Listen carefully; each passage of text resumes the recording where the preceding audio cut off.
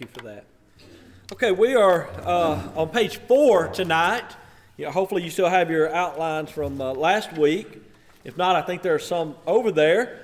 As by design, if you remember going back to the first class, we had a certain amount that I wanted to cover as far as our material. Then I wanted to leave a couple of weeks for questions and answers. And we had 3 that came up. More probably, but 3 that were in relation to our study that's come up. Last week we looked at that of women's role in the church, and this is all a part of that same packet from last week. So tonight we're going to attempt to look at is all of life worship, as some would claim, even in our brotherhood, or is worship a set time and then all of life service? And then we'll also look at, is it okay to mix acts of worship? That too is something that you'll hear coming up from time to time, even within our brotherhood, of mixing acts of worship or doing 2 different acts, if you will, at the same time. So that's where we are tonight. Page 4, Roman numeral number 2, worship or service. Okay? The Bible, one of the texts, of course, there are many that we could use. John chapter 4, verses 23 and 24, Jesus said, "The hour is coming, and now is, when the true worshipers will worship the Father in spirit and truth. For the Father is seeking such to worship Him. God is spirit, and those who worship Him must worship in spirit and truth." So again, the question is all of life worship? Is everything that we do every day, all day, is it worship? And again, some would say it is. Some, even within our brotherhood, will say it is. And as we'll conclude this thought here in a few minutes, I believe you'll see that it's attached to a motive, at least in my experience in talking to people who believe all of life is worship. It comes with a motive. It comes with an agenda, if you will. All right, let's notice a little bit the doctrines of men of why some would say this with Bible answers. Romans chapter 12 and verse 1 is going to be your verse under consideration. Romans chapter 12 and verse 1. And I didn't provide, every different translation, but just 3. The New King James text, the one that I choose to teach from. "I beseech you, therefore, brethren, by the mercies of God, that you present your bodies a living sacrifice, holy, acceptable to God, which is your reasonable service." And that's the New King James. King James and I believe ASV would be the same. But you notice the ESV chooses a different translation. "I appeal to you, therefore, brothers, by the mercies of God, to present your bodies as a living sacrifice, holy and acceptable to God, which is your spiritual worship." So you see it's different word being used there. Also, I included the reading of the NIV. And again, some of this is sometimes if you're in a personal study with someone. When I'm in a personal Bible study with someone, one of the first things I try to do is glance at their Bible to see what they're using, to see what copy of Scripture that they might be using.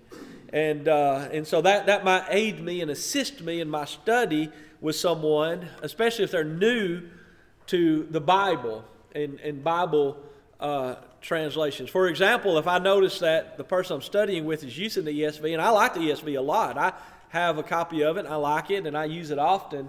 But I'm probably, if teaching salvation, going to stay away from Acts 8 because it chose to not include verse 37. That's a verse that a lot of people do not think is actually a part of the original Scriptures, and it just, instead of putting a footnote, chose to not include the verse. And so I don't want to confuse things if I'm trying to teach someone about salvation. If they're using the ESV, I'm just going to use other passages that talks about salvation. That's my personal preference. "Therefore I urge you, brothers and sisters, in view of God's mercy, to offer your bodies as a living sacrifice, holy and pleasing to God. This is your true and proper worship," in the NIV. The word to consider is it worship or is it service? Because again, it's going to come around Romans chapter 12 and verse 1. It is common for one word to translate into multiple words in a different language. Everywhere I went in all the countries I went to, if they did not speak English, I had to use translators. And it was interesting to me, that sometimes I could say 3 or 4 sentences and they're able to translate it into just a few words. And sometimes I'd say 2 or 3 words, and sometimes it might seem what takes 4 or 5 sentences to translate it. That's just the way it is when you're going from one language to the next and helping to get the picture clear. And there's been a number of times I would say something and the translator just shake his head no, like that's not going to translate. You have to find another way to say it. And that's just sometimes the way it is, going from one language to the next. Scholars claim that such is the case with the word translated, service, New King James, or worship, ESV, NIV. Now, as I mentioned last week, I'm not a language expert. I'm not one to stand before you and to give a class on words and languages in the Bible. We'll need to get Mark back to do that. But, you can use aids such as Strong's and Thayer's and others. I love to use eSword when studying, both on my phone and my computer, because there's some Bibles, and some of them are free, that you can add to that. If it has a plus sign, like KJV plus or ESV plus, or I think the New American Standard Plus, if it has that plus sign, it means it's included with it the Strong's numbering system. So all you have to do is choose that Bible, and it's going to have the word underlined. You click on that word, and pops up would be the Strong's definition and the Thayer's definition, and pretty easy in your studies and noticing the differences in some of these words, especially if you do not know the original languages. But the word, and I will not pronounce it correctly, I know latria is service rendered for hire, any service or ministration, the service of God. This is the word that we're talking about in Romans chapter 12 and verse 1. The service and worship of God according to the requirements of the Levitical law and the performance to perform sacred services. This thought comes from Owen Albrecht from a book, Worship, Life's Greatest Moments. The Greek word proskuneo, kiss toward, translated worship, contains the idea of reverence and devotion expressed to God. Christians do not do this at all times. Another Greek word, latrio, service, can include worship, but is not limited to worship. Christians should seek to serve God in all things. Again, going back to Mark's class, he mentioned this a number of times in Matthew chapter 4 and verse 10, that Jesus used 2 different words in that verse. Jesus said, "Away with you, Satan, for it is written, you shall worship the Lord your God, and him only shall you serve." 2 different words used in that verse, one for worship, the other for service. It's interesting to me to notice that the same Greek word in Romans chapter 12 and verse 1 is also used in Hebrews chapter 13 and verse 10. And here, in Hebrews chapter 13 and verse 10, the ESV translated the word serve. So, trying to not make this too confusing, the ESV, Romans 12:1 translated the word worship, but Hebrews chapter 13 and verse 10, they translated the word serve, although it's the same. The context, well, let me just read it for you in the ESV. We have an altar from which those who serve the tent have no right to eat, the tent or the tabernacle. The context and Bible is clear that the Jews were not authorized to worship the tabernacle. So you see the context helped them to translate the word serve. The translators allow context to decide the translation of serve, Hebrews chapter 13 and verse 10, but did not do the same, in my opinion, in choosing the word serve in Romans 12:1. They chose the word worship instead. But how do we know which is correct? Do we have to be Greek and Hebrew scholars to know which is correct? Thankfully, we don't. We can let the Bible answer for us. And that's why it's important to study all of the Bible, from beginning to end, Genesis to Revelation and everything in between. Let the Bible explain itself. Never put more faith in uninspired man than God who gave his word. 2 Timothy chapter 3, verses 16 and 17. Now, I'm thankful for scholars, non-inspired scholars who have translated the Bible into English in many different translations. And I'm thankful for other languages that they've translated the Bible into. I'm so grateful for their work and their effort in doing so. You know, there are some languages the Bible has not been translated into. I suppose if you gave me the key to all of the Lord's money in the United States of America and said, do with it as you wish, I would take it and I would fund getting the Bible translated into every language in this world. I think that's what I would do if you gave me all of the money in the Lord's church. to find a way to get the Bible translated into every language in the world. Why is so much of the Bible, we're talking about let the Bible answer itself. Why is so much of the Bible repeated? Well, sometimes it's to complete the message. For example, if we're studying 1 Kings chapter 17, 18, and 19 with Elijah, we do not know how long the drought was until we read Luke 4 or James 5. It's 3.5 years. So sometimes it's to complete the message. The rich young ruler is never called a rich young ruler. It's told 3 times. One of the texts calls him rich, another one calls him young, and the third one calls him a ruler. You put it all together, he was a rich young ruler, but you have to put it all together. You have to complete the message. Saul, the first king, reigned 40 years. But you can't find that reading the Old Testament. Paul tells us that in Acts chapter 13 that he reigned 40 years. So it completes the message. But I'm convinced it's also for times like this. You have those 6 books of the Old Testament, 1st and 2nd Samuel, 1st and 2nd Kings, 1st and 2nd Chronicles, that repeat a lot of the same stuff to complete the message, but also help cover, for example, some of the kings that have them at different ages. You know, you have, what is it? Is it King Joash? He's 7 in the Kings, maybe, and then 17 in the Chronicles, or I might be getting that reversed. But so you have to be able to have all of that put together to get the accuracy of how old he would have been. I believe that you have Matthew, Mark, Luke, and John. That's the same. You have Ephesians and Colossians. That's the same. Exodus, Leviticus, Numbers, and Deuteronomy, covering a lot of the same material. And I'm convinced it's for times like this where our all-knowing God knew that when it comes time for uninspired men to translate, sometimes they might not translate it exactly right. But you have the rest of the Bible so we can know what the picture is. We can know what God is saying. For example, we talked last week about the NIV in Romans chapter 16 and verse 1, choosing to call Phoebe a deaconess. But in that same book, in that same copy of Scriptures, 1 Timothy chapter 3 and verse 12, it says a deacon must be faithful to his wife. And that's not using a different translation. That's using the same one. And so that's my point, is let the Bible explain itself when it comes to these words that some might try to say mean one thing or another. I told you last week about the Russian Bible. They've got a new translation. My understanding is that it's cleaned up a little bit. But in the older Russian Bible, Malachi chapter 2, in verse 16, God hates divorce. Their Bible said, if you don't like her, divorce her. Well, there's a lot of men that'd like to carry around that translation, isn't there? But, you know, again, if you look at the Bible as a whole, you can see that that was missed a little bit, right? So that's so important. And I put that in your notes. I'm told that Bobby Duncan is the one who said this. I've never met him personally. He died before I was a member of the church. But the Bible is its own best interpreter. And I'm not sure if he was the first to say that or not. But it is. We just have to keep studying and say, okay, could this be true that all of life is worship? Based on some translation of Romans chapter 12 and verse 1. The idea that all of life is worship is certainly not taught throughout the Bible. If all of life is worship, are you worshiping when watching a football game? Maybe hollering at the TV and the players and the coaches? You know, they can't hear you. I don't know how many times I've hollered at that television, but they can't hear me.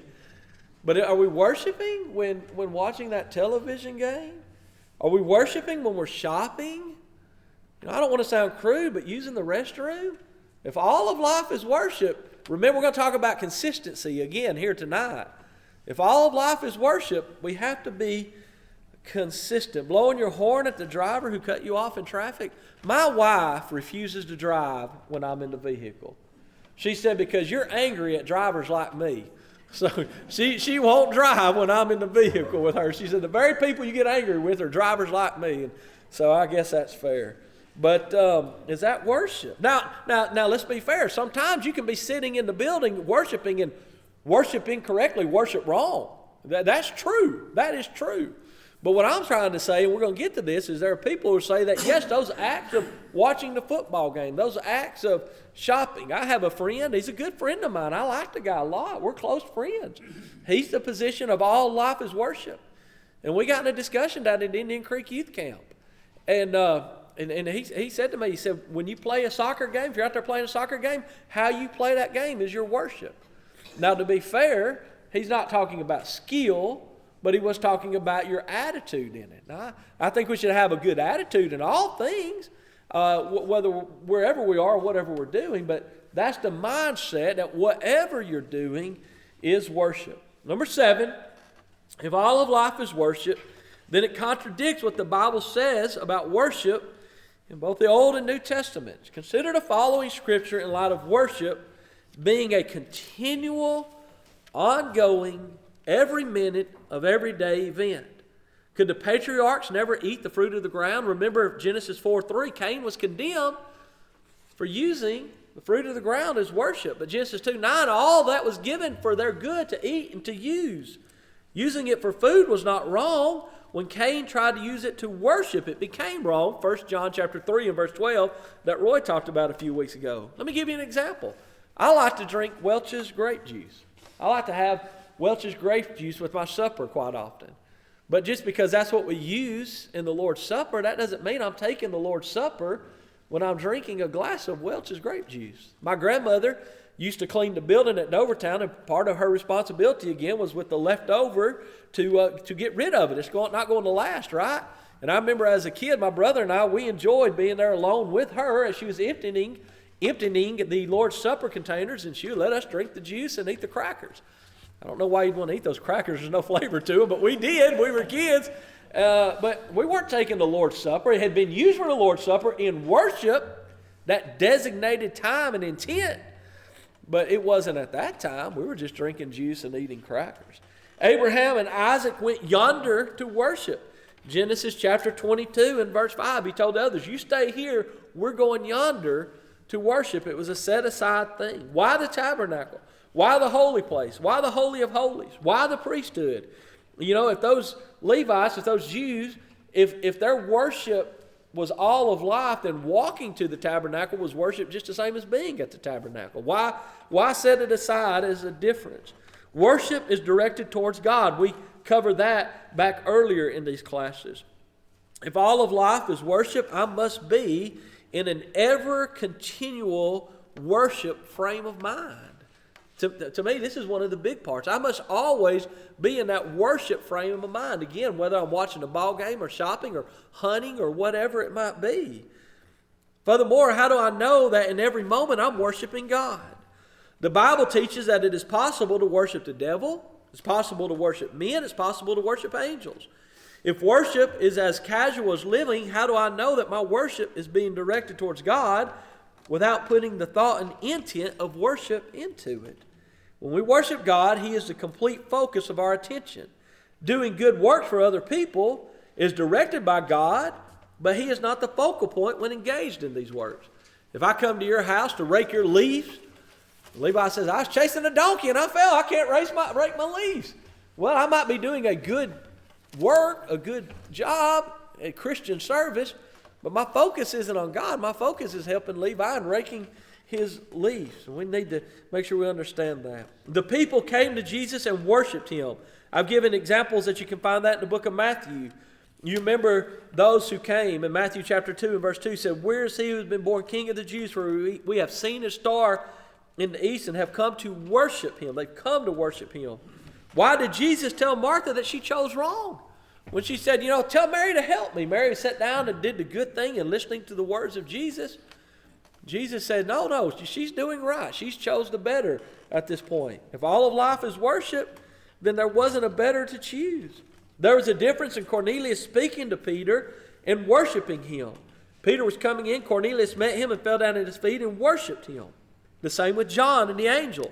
John fell at his feet and worshiped him.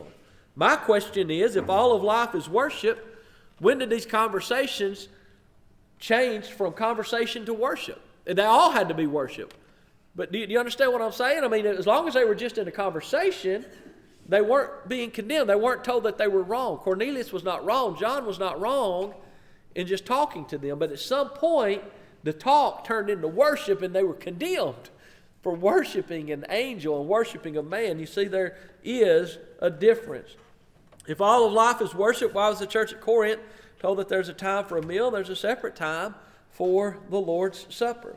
The biggest question for me is what constitutes false worship? The Bible clearly teaches about false and vain worship. To say that all of life is worship, one must assume that false and vain worship follows under attitude alone and that actions are not under consideration. Because again, if all of life is worship, then no actions can be wrong the way I'm understanding it. So vain or false worship would have to be attitude only. And that certainly, of course, is not the case. If not, which actions in all of life worship are wrong? If the soccer game is worship, if hunting is worship, if everything is worship, then which actions? It's almost like the argument for no God. Yes, there's good. Yes, there's evil. Yes, there's things that you shouldn't do, but I can't tell you where the rules are that separates good from evil, right? It's just like that. All of life is worship, but which ones is false? You're going to have a hard time telling somebody and proving which actions are false or not correct worship. Beware of the motive, as I mentioned earlier. I've had 2 conversations with people about this directly. They're claiming to be progressives. That was their words, not mine. This is what they've said to me. All of life is worship. We're allowed to listen to instrumental music in our vehicles. Therefore, there's not anything wrong with using instruments in church. And from what I can tell, those within our brotherhood who are taking the Romans 12:1 all of life worship position, again, you might have different experiences, but mine has been to push that. All of life's worship, you can listen to the radio driving down the road. Why not in the building? And that seems to be the motive for so much of it. We've got about 4 minutes left with a shorter question. Mixing acts of worship. Okay? Acts chapter 2, verses 42 through 47, you see the first church. The day of Pentecost, some 3,000 were baptized, and in the next few verses, 42 through 47, you see their worship. I'm going to skip the reading of that. You know it well. Drop down to letter B, the doctrines of men with Bible answers. Some within our brotherhood claim that it is okay to what they call mix acts of worship. In other words, engage in 2 different acts of worship at the same time, such as sing a song while taking the Lord's Supper. Do it both at the same time. First and most important, you never read of mixing worship in the Bible. Second, for me, I have never heard anyone make a complete argument for mixing acts of worship. I have heard my brethren, good friends, I have close friends that take this position, to say that it is okay to sing a song while taking the Lord's Supper and call this mixing acts of worship. However, in my opinion, they fall short, and the reason is they're inconsistent. Remember we talked about a couple of weeks ago, one of the first questions I asked myself as I studied the Bible is, what is consistent? Is this consistent with the Scriptures? Is this consistent is one of the first questions you should ask yourself when searching for a conclusion. To be consistent and claim that the Bible allows mixing worship, then the Bible must allow mixing any and all acts of worship. So again, I've heard a lot of my brothers and brethren and some close friends who say it's okay to sing a song while taking the Lord's Supper and put that under the umbrella of mixing acts of worship. But that's a big umbrella. And to be consistent, you have to be okay with all of it the way I see it. Can we sing a song while preaching? What if Neil or Terrence were to start leading you in a song while I'm teaching this class and we do both simultaneously? If we can do 2, then we should be able to do the others. Why not pray while taking the Lord's Supper? Let one man stand up there and say a prayer while we are actively taking the Lord's Supper. Maybe preach and take the Lord's Supper at the same time. Can we do that? Can we preach and pray at the same time? One solution could be, let's do all 5 at the same time, be done in 15 minutes and go home. If we can just put it all together, let's just do it all together. Why do our men leading the giving in the Lord's Supper? You don't have to. I've thought before, we probably at times need to take the Lord's Supper before, say you take it before preaching, and wait on the giving until after preaching, sometimes just to remind our members that they are separate. But I do appreciate quite often the men, because usually for convenience sake, they'll do them together, back to back, not together, but back to back. And they'll say, separate and apart. This is not the Lord's Supper. This is a different act of worship, the giving. And I appreciate that, them making that designation there to remind us that they're different. I don't know if the Bible addresses this directly, but maybe indirectly. 1 Corinthians chapter 14 and verse 26. How is it then, brethren, whenever you come together, each of you has a psalm, has a teaching, has a tongue, has a revelation, has an interpretation? Let all things be done for edification. If anyone speaks in a tongue, let there be two or at the most three, each in turn, and let one interpret. But if there is no interpreter, let him keep silent in the church, let him speak to himself and to God. Let two or three prophets speak, and let the others judge. But if anything is revealed to another who sits by, let the first keep silent, for you can all prophesy one by one, that all may learn and all may be encouraged. And the spirits of the prophets are subject to the prophets. For God is not the author of confusion, but of peace, as in all the churches of the saints. So you see here in 1 Corinthians where Paul is covering this issue of the order and doing it to promote each area being able to teach and to learn. And in that of the prophets, not all of them speaking at the same time, I would say certainly the same would be true. If we're singing a song and taking the Lord's Supper at the same time, which one are you focusing on? As we have already studied in this class, every area of worship is for its own purpose, and each area takes a concentrated effort by the worshiper to worship correctly. 1 Corinthians chapter 14 and verse 15, what is the conclusion then? I will pray with the Spirit, and I will also pray with the understanding. I will sing with the Spirit, and I will also sing with the understanding. When taking the Lord's Supper, for example, Scripture teaches us to give our total focus and attention to it. It warns of the dangers when we do not. 1 Corinthians chapter 11 and verse 27, therefore whoever eats this bread and drinks this cup of the Lord in an unworthy manner will be guilty of the body and the blood of the Lord. But let a man examine himself, and so let him eat of the bread and drink of the cup. For he who eats and drinks in an unworthy manner eats and drinks judgment to himself, not discerning the Lord's body. For this reason many are weak and sick among you, and many sleep. That complete focus and attention on the Lord's Supper was not there. So again, that was three questions that we had. There are probably many, many more. I'm not sure if I handled them the best, but hopefully maybe in a way to help. And I see I'm 2 or 3 minutes past my 30-minute mark. My apologies to you for that. But thank you. It was an honor to be a part of the school this year. I'm certainly not one of the ones that needs to be standing here, but you have honored me by allowing me to do so. And I'm grateful to Levi and Vance and the elders and giving me the invitation to be back with you after the new year in January. Looking forward to that, excited about that and that opportunity. I hope all of you have a Merry Christmas and safe holidays and Happy New Year. And we'll look forward to finishing out tonight with our last two teachers, but then looking forward to coming back together again, Lord willing, in January. So we'll have our break now. Bobby Nunley, would you lead us in a prayer? Would you mind? Then we'll have our break.